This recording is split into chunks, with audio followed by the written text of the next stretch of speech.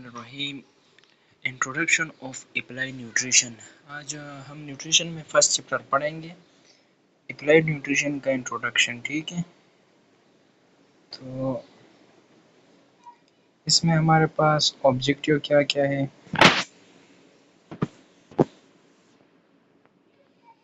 Objective at the end, the student will be able to learn terminologies related to nutrition. Nutrition के related जितने terminologies है वो student जो है run कर पाएंगे इसमें, और इसकी जो हिस्ट्री है न्यूट्रिशन की।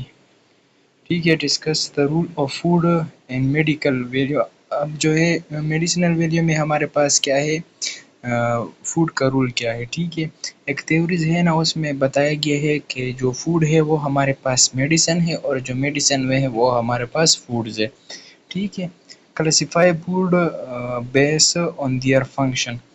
फूड को क्लासिफाई करेंगे और उसके फंक्शन के बेस पे। ठीक है, डिफरेंट फूड का डिफरेंट फंक्शन होते हैं। फॉर एग्जांपल हमारे पास कार्बोहाइड्रेट है तो हम उसको रिच सोर्सेज ऑफ एनर्जी बोलते हैं। ठीक है, प्रोटीन है तो वो हमारे पास बिल्ड करते हैं बॉडी को, तो हम उसको क्या फंक्शन के बेस पे उसको क्या करेंगे, क्लासिफाई करेंगे। अब जो है हमारे पास, अगर हमारे पास ये न्यूट्रिशन की कमी होगी तो उसकी वजह से डिसऑर्डर क्या होगी, और नर्स का क्या रोल है न्यूट्रिशन में। ठीक है, अब फर्स्ट जो है हमारे पास क्या है टर्मिनोलॉजी में, न्यूट्रिशन है। न्यूट्रिशन जो है वो हमारे पास वो साइंस ऑफ फूड है जो रिलेशन रखती है हेल्थ के साथ। ठीक है, फूड के वो साइंस जो रिलेशन रखती है, ताल्लुक़ रखती है हेल्थ के साथ, उसको हम क्या बोलेंगे, न्यूट्रिशन बोलेंगे। ठीक है, अब हेल्थ जो है, हेल्थ क्या है, हेल्थ वो हमारे पास complete physical mental social wellbeing, not merely absence disease. अब जो हेल्थ जो है ये हमारे पास ये नहीं कि कोई बंदा जो है उसमें डिजीज़ हो हम उसको क्या बोलेंगे, डिजीज़ वाले भी या अनहेल्दी बोलेंगे, ये ज़रूरी नहीं। बल्कि पेशेंट जो है बिल्कुल फिजिकली मेंटली सोशली अपना जो रूल है वो परफॉर्म करता हो। ठीक है, और इसमें कोई डिजीज़ भी ना हो तो उसको हम क्या बोलेंगे, तब हेल्दी बोलेंगे। ठीक है, न्यूट्रिएंट, न्यूट्रिएंट जो है वो हमारे पास वो सब्सटेंस, एसेंशियल सब्सटेंस है जो हमारे पास ग्रोथ के लिए ज़रूरी है, maintain function, reproduction of cell organ and absence. Nutrient जो है वो हमारे पास वो एसेंशियल सब्सटेंस है जो हमारे ग्रोथ के लिए ज़रूरी है, फंक्शन बॉडी के लिए ज़रूरी है। ठीक है, रिप्रोडक्शन ऑफ सेल के लिए ज़रूरी है ऑफ ऑर्गेनिज्म।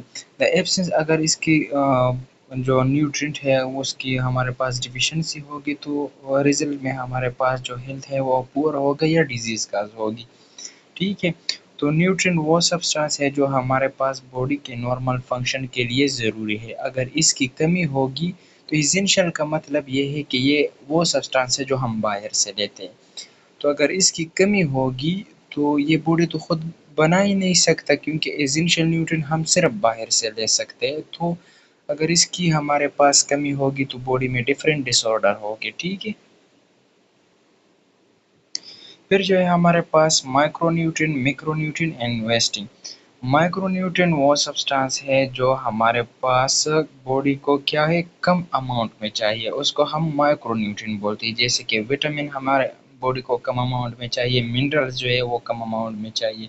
ठीक है, कम अमाउंट में चाहिए लेकिन इसका जो बॉडी में रोल है वो बहुत ज़्यादा है। ठीक है, अगर इसकी कमी आएगी तो हमारे बॉडी में डिफरेंट डिसऑर्डर पैदा होते हैं। ठीक है, मैक्रोन्यूट्रिएंट हमारे पास वो न्यूट्रिएंट है जो हमारी बॉडी को बड़े अमाउंट में या लार्ज अमाउंट में चाहिए। ठीक है, जैसे कि हमारे पास कार्बोहाइड्रेट है तो कार्बोहाइड्रेट हमारे पास क्या करते हैं, एनर्जी प्रोड्यूस करती। फैट जो है हमारे पास क्या करती है, एनर्जी प्रोड्यूस करती है, प्रोटेक्शन ऑफ ऑर्गन करती है, इसका डिफरेंट रोल है। ठीक है, एंड प्रोटीन जो है वो हमारे पास क्या है, बॉडी की बिल्डिंग में मदद करती है, जो मसल के contraction, relaxation, transport of oxygen या डिफरेंट चीज़ें जो है ये क्या करती है, प्रोटीन करते हैं। तो इस वजह से ये हमारे पास ज़्यादा अमाउंट में बॉडी को चाहिए। वेस्टिंग जो है हमारे पास क्या है, resulting body weight loss associated acute period from food storage. अब ये जो है वेस्टिंग, अगर कोई बंदा जो है ना कुछ टाइम के लिए जो एनर्जी है वो ना ले, मतलब कार्बोहाइड्रेट कंज्यूम ना करे, प्रोटीन फैट को, तो उसकी बॉडी जो है वो क्या हो जाती है, उसकी लॉस हो जाती है, ठीक है, उस शॉर्टेज ऑफ फूड की वजह से। तो उसको हम क्या बोलते हैं, ठीक है, वेस्टिंग बोलते हैं। Disease is define as low weight for height, मतलब उसका जो वेट है वो हाइट से कम, हाइट के बेस पे कम है, ठीक है। तो जब हम बीएमआई निकालते हैं तो ये हमारे पास अंडर वेट में आते हैं, तो हम उसको क्या बोलते हैं, वेस्टिंग बोलते हैं, क्योंकि उसमें शॉर्टेज ऑफ क्या है, फूड है। फिर जो है हमारे पास माल न्यूट्रिएंट जो है हमारे पास क्या है, the impairment of health resulting from deficiency. Mall nutrient जो है ये हमारे पास वो एम्पेयरमेंट है जो रिजल्ट किसके बेस पे, मतलब जो न्यूट्रिएंट है ये इम्बैलेंस है, ठीक है। कोई चीज़ हम ज़्यादा ले रहे हैं और जो दूसरी माइक्रो न्यूट्रिएंट है, सॉरी मिक्रो न्यूट्रिएंट है, उसको कम ले रहे हैं। फॉर एग्जांपल हम कार्बोहाइड्रेट ज़्यादा ले रहे हैं और फैट और प्रोटीन जो है वो ज़्यादा नहीं ले रहे, तो ये भी जो है हमारे पास मेल न्यूट्रिएंट है, ठीक है। तो ये हमारे पास मेल न्यूट्रिएंट इसलिए कि इम्बैलेंस है। अब जो है हम कार्बोहाइड्रेट ज़्यादा कंज्यूम करेंगे तो हमारा बॉडी जो है हम जो है ओवरवेट हो जाएंगे, ठीक है। तो जो माल न्यूट्रिएंट है ये सिर्फ ये नहीं कि कोई जो है ना पूरा प्रोटीन और फैट और कार्बोहाइड्रेट ये सब जो है ना एक टाइम में नहीं लेंगे, बल्कि एक लेंगे लेकिन एक चीज़ को ज़्यादा लेंगे। जैसे कि आजकल जो है ना लोग बर्गर अक्सर खाते हैं, तो उसमें हमारे पास कार्बोहाइड्रेट बहुत ज़्यादा होती है एज़ कम्पेयर अदर, ठीक है। तो इसमें हमारे पास क्या होते हैं, एम्पेयरमेंट रिजल्टिंग फ्रॉम डिफिशिएंसी या excessive.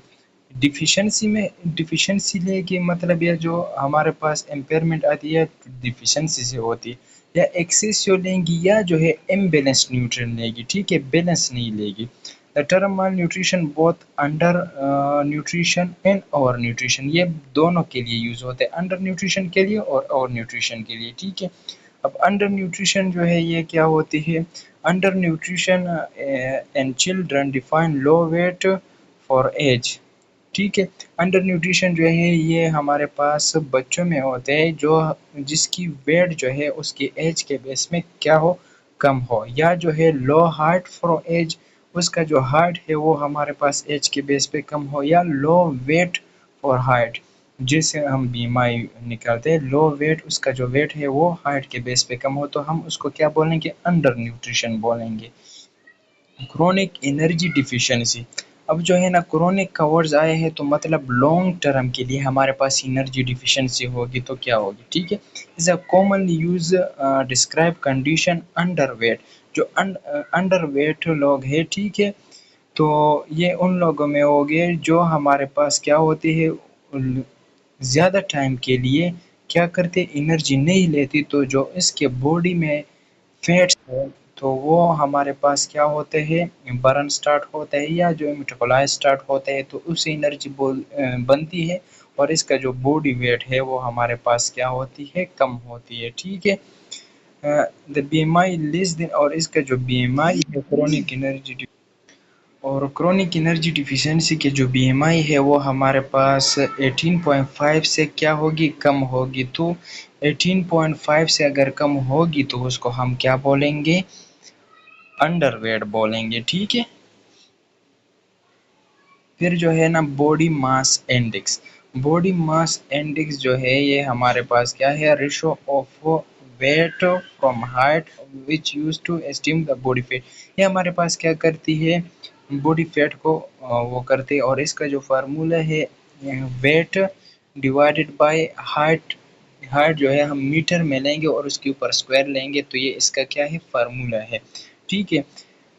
It obtain dividing weight in kilogram, weight जो है हम किलोग्राम में लेंगे, बाय स्क्वायर जो है हाइट पे लेंगे इन मीटर, अगर हाइट हम मीटर में लेंगे तो उसके ऊपर स्क्वायर लेंगे, और ये इसका क्या है, फार्मूला है, इससे हम ये क्या निकाल सकते हैं, बीएमआई, और बीएमआई जो है ये हमारे पास 18 18 से लेकर 25 तक ये नॉर्मल होता है।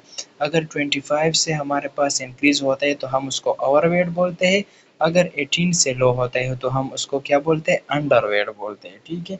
Nutrition security is the physical, economical, and social access utilizing appropriate balanced diet, safe drink water, environmental hygiene, prime।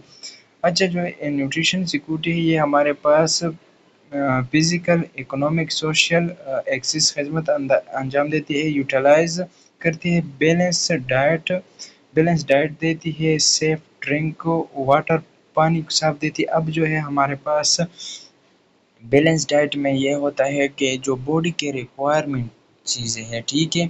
Body को प्रोटीन कितने चाहिए, कार्ब्स कितने चाहिए, फैट कितने चाहिए, जो विटामिन्स है वो कितने चाहिए, वो सब जो है ना बैलेंस उसको मिल रहा हो। उसका जो सेफ ड्रिंक वाटर मतलब उसको साफ पानी पीने के लिए मिल रहा हो, क्योंकि वाटर से डिफरेंट डिजीज़ पैदा होती है, ठीक है। एनवायरमेंटल हाइजीन, एनवायरमेंट का जो सफाई का ख्याल है वो जो है हमारे पास प्रॉपर हो, ठीक है।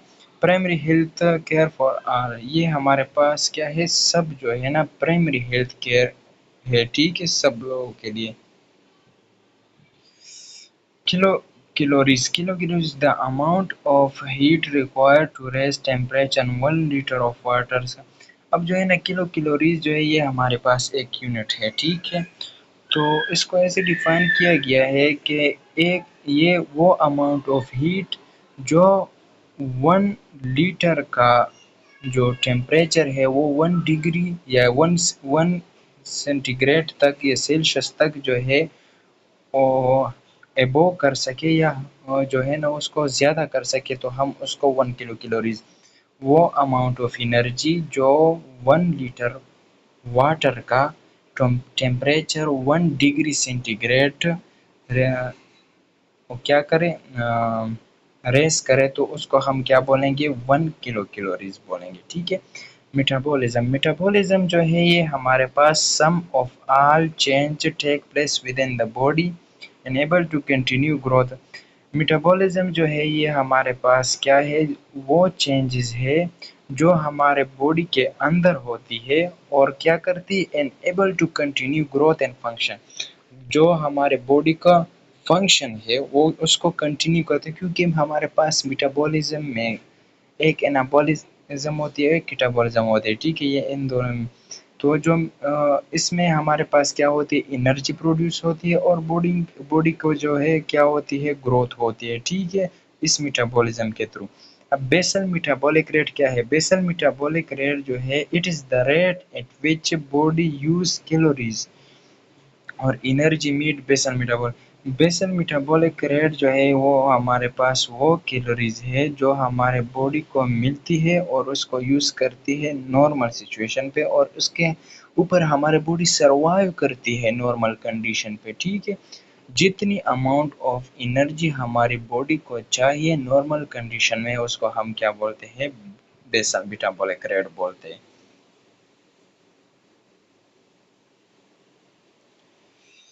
डाइट डाइट जो है ये हमारे पास क्या है, डाइट जो है हमारे पास सम ऑफ फूड है कंज्यूम बाय अ पर्सन और अदर ऑर्गेनिज्म। डाइट जो है हमारे पास वो फूड की सम है, मतलब मजमुआ है जिसमें हमारे पास सब इसेंशियल न्यूट्रिएंट पाए जाते हैं, ठीक है।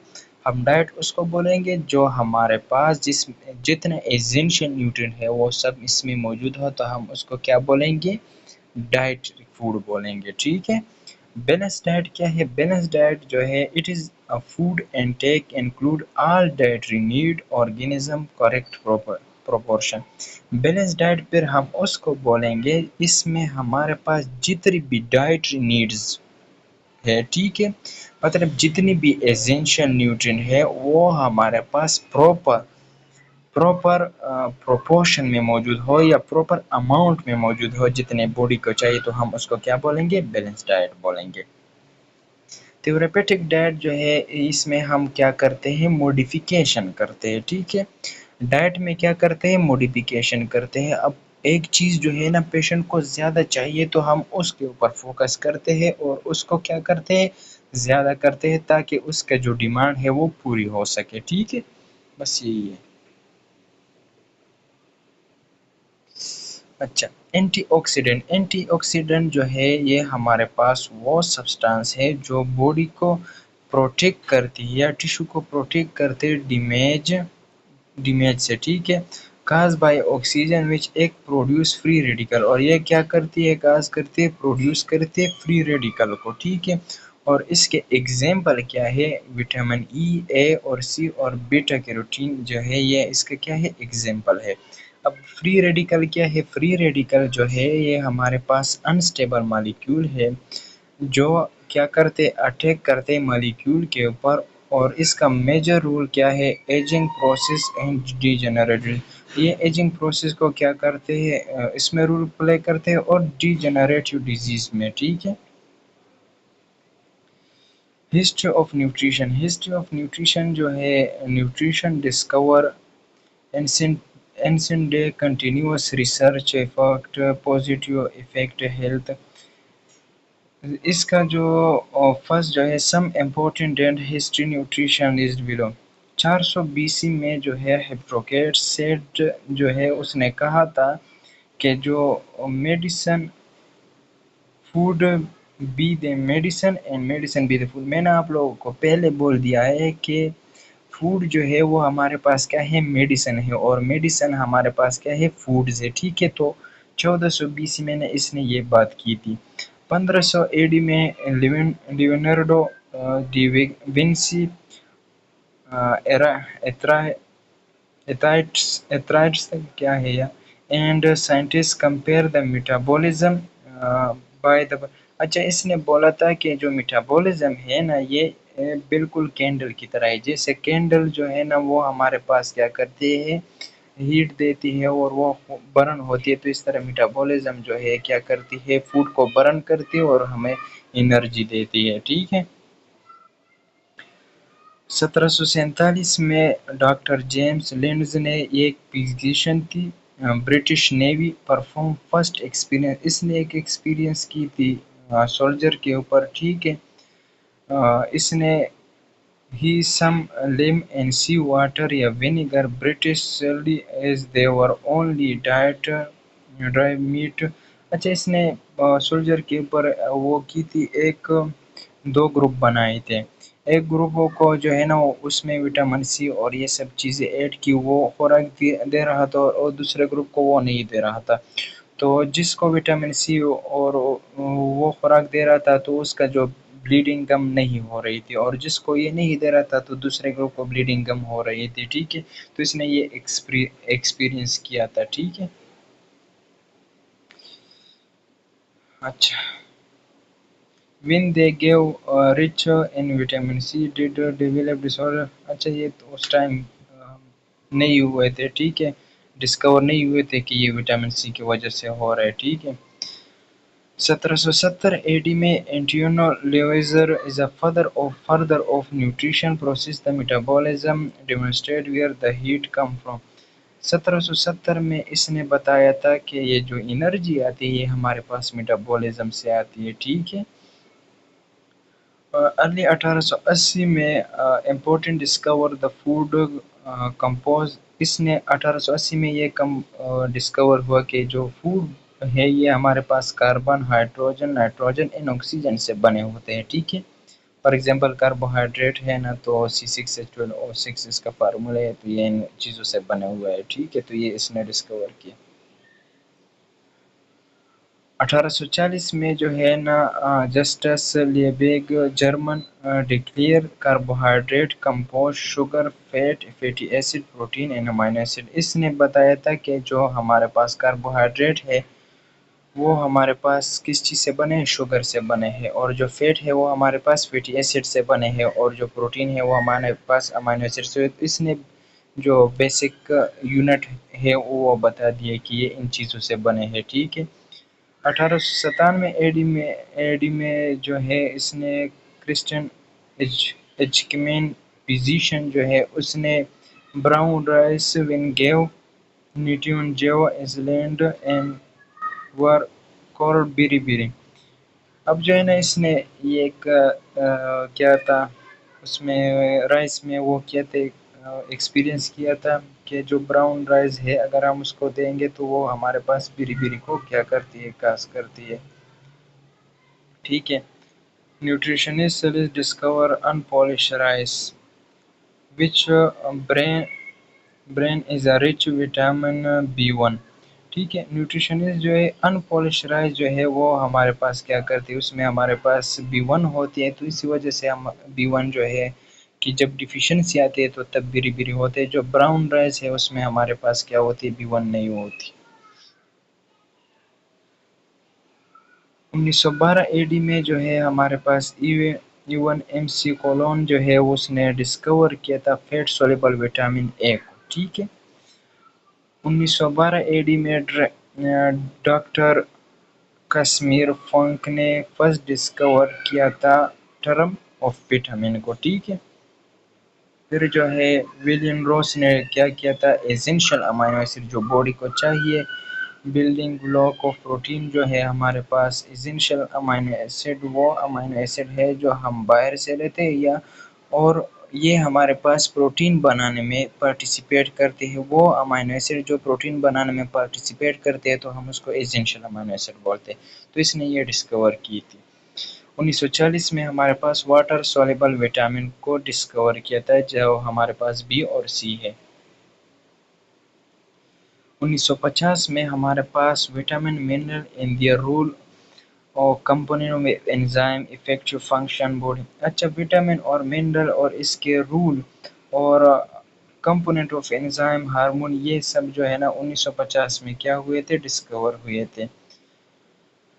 1968 में हमारे पास क्या हुआ था, क्रिएट और तूने nutrient propose gave the optimum nutrient better health prolong life can achieve. जो हमारे पास ऑप्टिमम न्यूट्रिशन है वो क्या करती है, बेटर हेल्थ को क्या करती है, मतलब अगर हम न्यूट्रिशन को स्पेसिफिक या जो बॉडी को रिक्वायर्ड है उस अमाउंट में खाएंगे तो हमारे जो सेहत है वो बेहतर होती है। Rule of food and it medical value. अब फूड का जो रूल है मेडिकल वैल्यू, मेडिसिनल वैल्यू। ठीक है। अब जो है ना कर्ड या योगर्ट इसमें हमारे पास प्रोबायोटिक प्रोबायोटिक या फ्रेंडली बैक्टीरिया जिसको बोलते हैं ये होता है। ठीक है। जो हमारे पास क्या करती है, इंटेस्टाइन को प्रोटेक्ट करती है इन्फेक्शन से। ठीक है। और डाइजेशन में हेल्प करती है। ठीक है। अब फाइबर जो है ना, फाइबर ये हमारे पास डाइजेस्ट नहीं होते, तो ये हमारे पास डाइजेस्ट नहीं होते, अगर हम कंस्टिपेशन में इसको देंगे तो ये हमारे पास क्या करती है, कंस्टिपेशन में हेल्प करती है। और दूसरी चीज़ जो है ना ये हमारे पास कोलेस्ट्रॉल अमाउंट को कम करती है। ठीक है। एक जो है हमारे पास क्या करती है, कंस्टिपेशन प्रिवेंट कंस्टिपेशन करती है और कोलेस्ट्रॉल लेवल कम करती है। तो फाइबर जो है ये हमारे पास इसके ये रोल है। ठीक है। फिर जो है हमारे पास क्या आता है, गार्लिक। गार्लिक में हमारे पास लिसीन होते हैं जो हमारे पास क्या करती है, हार्ट डिजीज और स्ट्रोक से बॉडी को बचाती है। And also relief flatulence, flatulence mean gas. ठीक है। फ्लोटिनस से भी रिलीफ देती है। एंटीबैक्टीरियल प्रॉपर्टी इसमें भी मौजूद होती है। ठीक है। एंटीबैक्टीरियल प्रॉपर्टी भी इसमें मौजूद होती है। हीट हार्ट डिजीज से और स्ट्रोक से भी बचाते हैं। तो कितने फायदे हो गए इसके। ठीक है। जिंजर जो है हमारे पास क्या है होता है, अदरक जिसको हम बोलते हैं। ठीक है। तो इसमें हमारे पास क्या होता है, use to centuries treatment of stomach disorder, stomach disorder के लिए इस्तेमाल होता है, लाइक इंडाइजेशन, नोजिया, वोमिटिंग, इन चीज़ों के लिए इस्तेमाल होता है। ठीक है। और एंटी इन्फ्लेमेटरी प्रॉपर्टी रखती है, जैसे हम ब्रोंकाइटिस होता है तो उस टाइम हम इस क्या बोलते हैं कि अदरक वाली जो चाय है वो पी लो। ठीक है। तो ये एंटी इन्फ्लेमेटरी प्रॉपर्टीज रखते हैं। ठीक है। फिर जो है हमारे पास क्या आता है, ग्रीन टी आता है। ग्रीन टी जो है ये हमारे पास क्या करती है, T protect from the digestive respiratory track infection. ये क्या करती है, जो डाइजेस्टिव ट्रैक है या रिस्पायरेटरी ट्रैक है ये क्या करती है, प्रोटेक्ट करती है इन्फेक्शन से। It also believe is a anti carcinogenic property, और इसमें एंटी कार्सिनोजेनिक प्रॉपर्टी है। कार्सिनोजन क्या होते हैं, जो कैंसर काज करते हैं, तो इसमें एंटी कार्सिनोजेनिक प्रॉपर्टी होती है कोलोन को बचाने के लिए कैंसर से, ठीक है। पेपर पेपर जो है ये हमारे पास क्या होती है, एंटी इन्फ्लेमेटरी प्रॉपर्टी रखती है और रिलीव करती है रिस्पायरेटरी ट्रैक इन्फेक्शन को, ठीक है। Soybean is a high protein plant, high soluble fibre also. इसमें हमारे पास ये हाई प्रोटीन प्लांट है और इसमें हमारे पास सोल्यूबल फाइबर है, ठीक है, जो इफेक्ट रिड्यूस करते बिट कोलेस्ट्रॉल को। बिट कोलेस्ट्रॉल वो कोलेस्ट्रॉल होते हैं जो हमारे पास लीवर से कोलेस्ट्रॉल लेके जाता है ब्लड वेसल में, जो हमारे पास अर्थीरोस्क्लेरोसिस करते हैं और एमआई के चांस इंक्रीज करते हैं, ठीक है। और ये हमारे पास और क्या करते हैं, reduce the risk of uterine cancer, uterine cancer को भी रिड्यूस करता है। Classification of food base of the function, ठीक है। एनर्जी यील्ड बिल्डिंग, अब एनर्जी यील्ड में हमारे पास क्या आता है, each food rich carbohydrate fats and yield.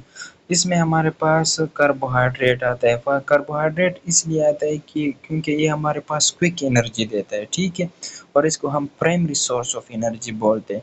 Fat जो है हमारे पास, ये भी हमारे पास क्या करती है, एनर्जी देती है। 1 ग्राम कार्बोहाइड्रेट 4 कैलोरीज एनर्जी देती है और 1 ग्राम फैट जो है 9 कैलोरीज एनर्जी देती है।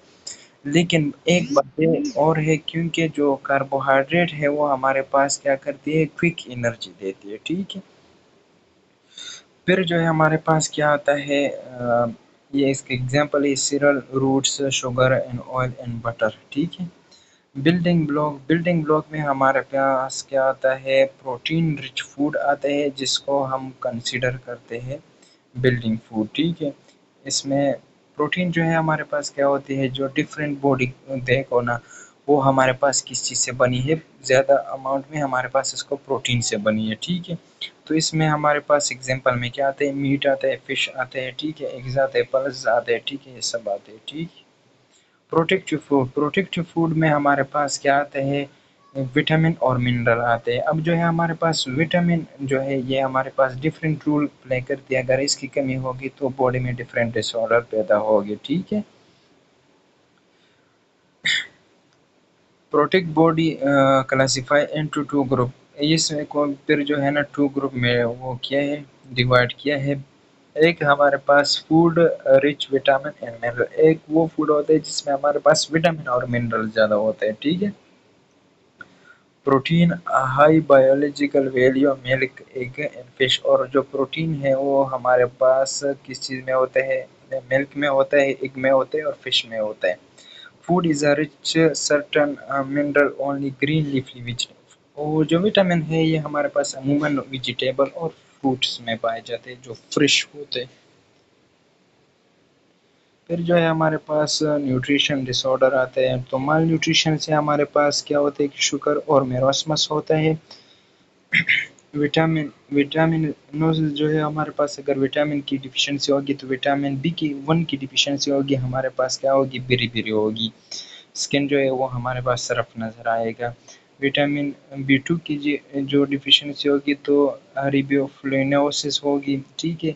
विटामिन बी3 की होगी तो पेलेग्रिया होगा। विटामिन बी6 होगी तो पायरोडोक्सिन डिफिशिएंसी होगी, ठीक है।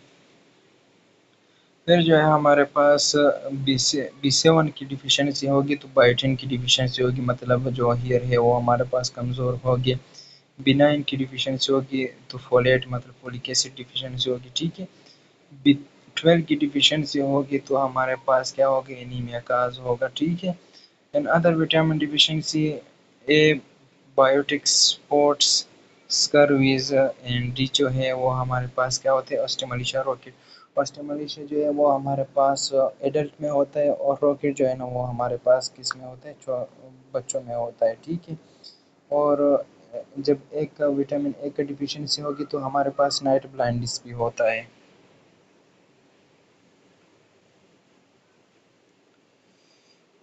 हाइपर हाइपर एलिमिनेशन, ठीक है। हाइपर विटामिनोसिस, हाइपर मतलब जो है हमारे पास क्या होते हैं, विटामिन विटामिनोसिस जो होता है, ठीक है, या hypervitaminosis A, hypervitaminosis E and hypervitaminosis B D, ठीक है। तो हमारे पास क्या है, rule of nurse and nutrition. Nutrition जो है हमारे पास क्या करती है, न्यूट्रिशन से individual, family and community. Nutrition जो है ये हमारे पास असिस्ट करती है फैमिली और कम्युनिटी की जो वो है, ठीक है। इंडिविजुअल हर किसी के लिए वो करते हैं, अलग अलग होते हैं, हर किसी के लिए न्यूट्रिशन की वैल्यू अलग होती है, उसको डिफरेंट अमाउंट में चाहिए होते हैं, ठीक है। Analyse nutrition demand for individual, और हर किसी के लिए इसका डिमांड भी अलग होता है, ठीक है।